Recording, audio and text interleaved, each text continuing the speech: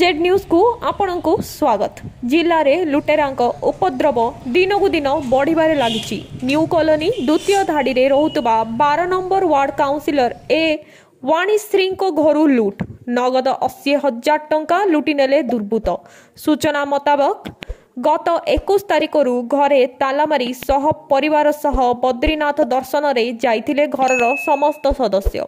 घरे कई नथिबार सुजोग नहीं गतकाली विलंबित राति ताला भांगी घरे कलागना बुलाइले दुर्बृत्त।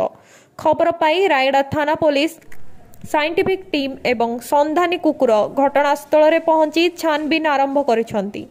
सूचना मुताबक 17 तारिख रायगड़ा जिला सदर रानीगुड़ा फार्म डीएफ ऑफिस द्वितीय गली में समान ढंग से कबाट भांगी लक्षाधिक टंका लुटि नहीं दुर्बृत्त। जिलार टिकिनिकी खबर देखिबाई आमर यूट्यूब चैनल को सब्सक्राइब करंतु एवं आमर फेसबुक पेज को फॉलो करंतु।